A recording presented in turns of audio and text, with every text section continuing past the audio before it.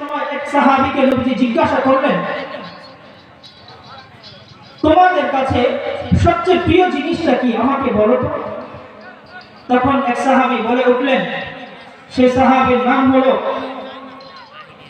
মুসআব ইবনে উমাইর রাদিয়াল্লাহু তাআলা আনহু। তিনি বলে উঠলেন, আসআলুকা মুরাফাকাতাকা ফিল জান্নাহ, আমার কাছে সবচেয়ে প্রিয় হলো আপনার সাথে জান্নাতে একসাথে থাকতে পারা।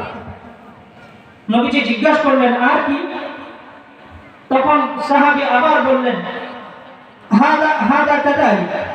আবারও যদি জিজ্ঞাসা করেন, ইয়া রাসূলুল্লাহ, আমি বলবো তাই আমার আশা, যা আগে বলেছি।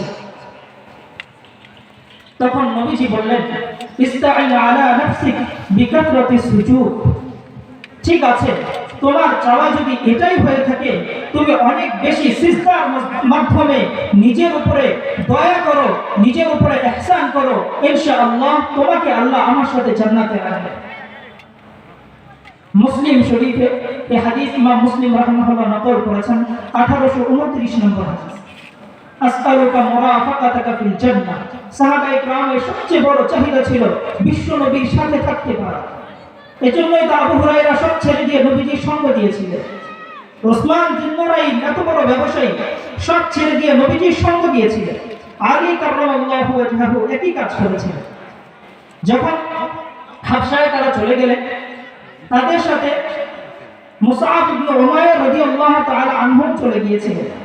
এই মুসআব ইবনে উমাইর রাদিয়াল্লাহু তাআলা আনহু তিনি এমন এক সম্ভ্রান্ত পরিবারের সন্তান, যাকে ওই এলাকার মানুষ তদানীন্তন সময় বলতো আতর আহলে মক্কা।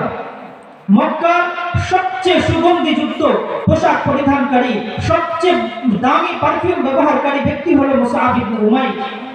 তিনি এত দামি বাহনে চড়তেন, আমাদের সময় তো গাড়ি, তদানীন্তন সময় ছিল ঘোড়া। এত দামি ঘোড়ায় সব সময় চড়তেন, অন্য অন্য যুবকেরা দেখে ঈর্ষান্বিত হতো।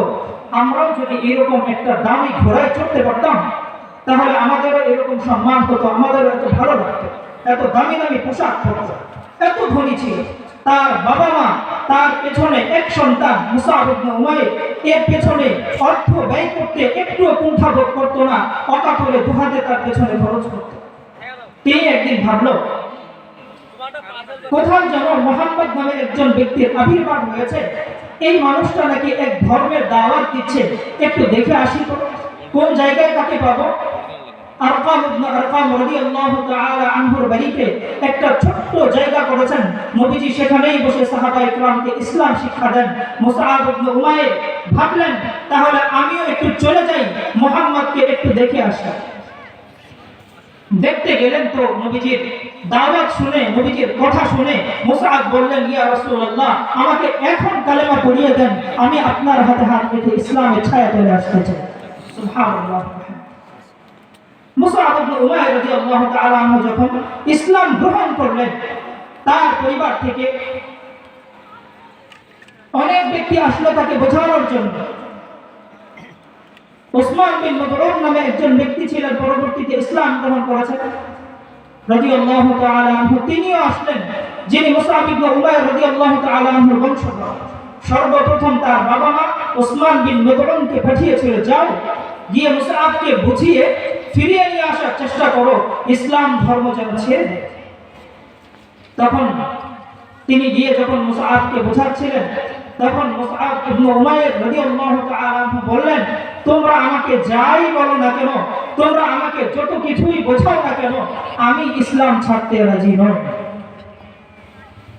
পরবর্তীতে তারা রিটার্ন চলে আসলো, ফিরে আসলো না, একে তো ইসলাম ছেড়ে আনা সম্ভব না। তো আবারও পাঠানো হলো তাকে, যাও গিয়ে বলো, সে যদি ইসলাম ছেড়ে না দেয়, তাহলে তার মা খানা খাবে না, তার মা রোদ্রে দাঁড়িয়ে থাকবে, মারা যাবে, কিন্তু আর খানা খাবে না, তোমার সামনে মুখও দেখাবে না। তো মা তাই করলো। ওসমান মুসআব ইবনে উমাইর রাদিয়াল্লাহু তাআলা আনহু ধর্ম ছাড়লেন না, ইসলাম ছাড়লেন না, তার মা খানা পিনা ছেড়ে দিলেন। মনে করলেন হয়তোবা আমার ছেলে ইসলাম ছেড়ে দিয়ে চলে আসবে, মায়ের কষ্টে মুসআব রাদিয়াল্লাহু তাআলা আনহু ইসলাম ছাড়লেন না। দ্বিতীয়ত আবার কৌশল অবলম্বন করলেন, একদম মরুভূমির বালিকাময় উত্তপ্ত বাড়িতে দাঁড়িয়ে রইল যে এই কষ্ট দেখে হয়তো আমার সন্তান ফিরে আসবে। তবুও তিনি ফিরে আসলেন না। তার মা অজ্ঞান হয়ে জমিনে পড়ে গেল। মুসআব রাদিয়াল্লাহু তাআলা আনহু মায়ের কাছে গিয়ে কানে কানে বলছে, মা, এভাবে যদি আপনি হাজারবার অজ্ঞান হয়ে যান, এভাবে যদি আপনি দুনিয়া ছেড়ে বিদায় নেন, তবুও জেনে রাখেন আপনার সন্তান মুসআব ইবনে উমাইর ইসলাম ছাড়তে রাজি নয়।